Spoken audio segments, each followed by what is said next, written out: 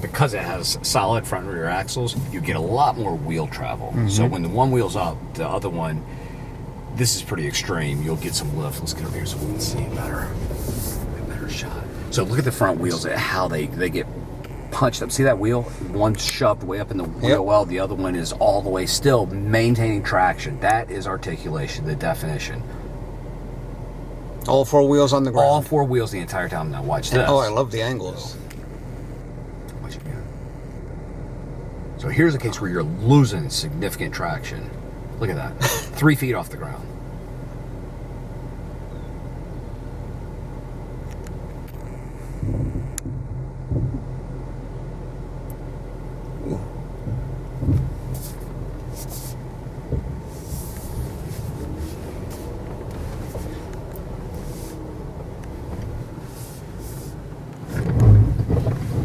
That works. And so I've got it in 4-low now. I do not have this Jeep is also equipped with a rear locker too. Okay. It really just makes sure that you get 100% of the torque to the rear wheels 100% of the time.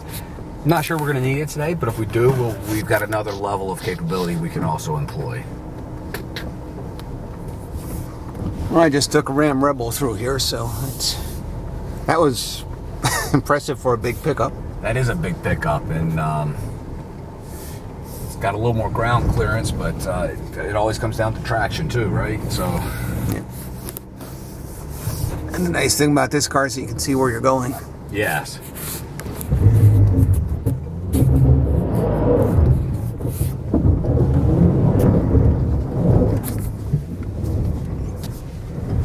That's the key, is just keep some momentum. Let the Jeep figure it out. The Jeep has a very sophisticated, it's going to figure out which wheel has the absolute most traction, and it's going to continue to move it around the power until it finds that traction. So always a little bit of forward momentum is all you need to keep going. Keep just modulate the throttle a little bit. It'll go right through it.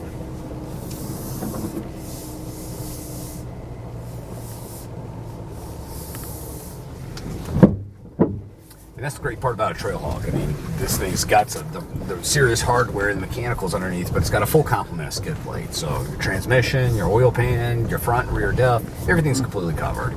So any banging and booming doesn't phase it. Does not phase it. Because the water's a little deeper than maybe what it appears on the surface. Yeah, I wasn't sure if I was supposed to be taking the Rebel through it or not, but apparently I was. I might have been overly cautious too. No, I think we have a little extra water in here today with some rain overnight, but that's okay.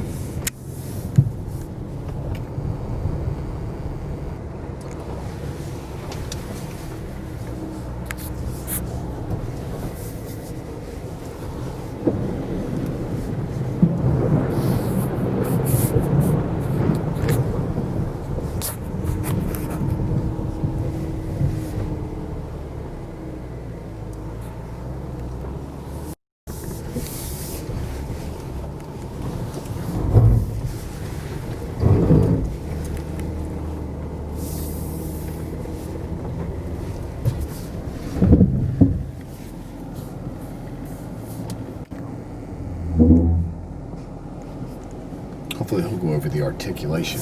Yeah, that would be nice.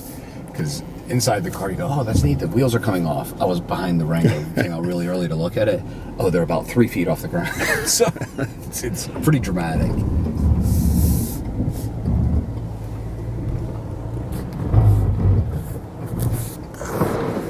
I have to say that turn is a lot harder in the Rebel, I think. Yeah, I was going to ask you, was that like a 4-point turn you did, or? I just went straight on through it. I must have picked out the trail pretty well. I was surprised. Yeah, I would have thought that would have been a multi-point turn. You know, lightweight, again, a lot like Renegade, short wheelbase, lightweight, good traction management system. The thing's a sled. So if I was to get, say, a base model Cherokee or Renegade, it would be basically the same body, right? I mean, you don't reinforce the body, it's the skid plates and... Yeah, a lot of it has to do with suspension and then the skid plates, and in this case, you've got the rear locker. So it's all purpose built. So the additional content you'll get on Trailhawk is just pure capability. Pure capability. Even the hood decal, you go, well, okay, it's a decal. How is that capable? But in Moab, for example, where we go every year, if you get on some of the obstacles, you're on a 35-degree incline, and the sun hits your hood. You get massive glare, so it takes away the glare. So it's actually very functional. Yeah, it's an aesthetic piece, and it is a styling cue of all the Trailhawks, but it's also very functional. But yeah, you're right. It's a suspension, get a higher ride height. So the Renegade and the Cherokee are about an inch higher than the other versions. Ride height, different tires, rear locker in this case, and the skid plates. That's it. And the fascia is different as well too. So you have a better approach angle for steep obstacles, so you don't hit. You can get a higher degree of approach angle on both the Renegade and the Cherokee. So slightly different look, but most of the story's in the hardware. I think one of the issues is when you do the test where you lift up one wheel and you drop the other wheel. Yes. That's where the body strength and the design come in. It is, and that's where a stiff chassis makes a huge difference, because you need that. You've got to be able to concede it.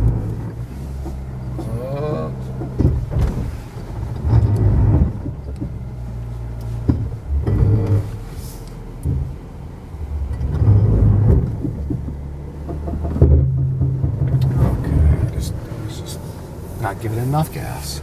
I didn't want to make this thing lurch, because that's not that tricky right there, but better to be cautious.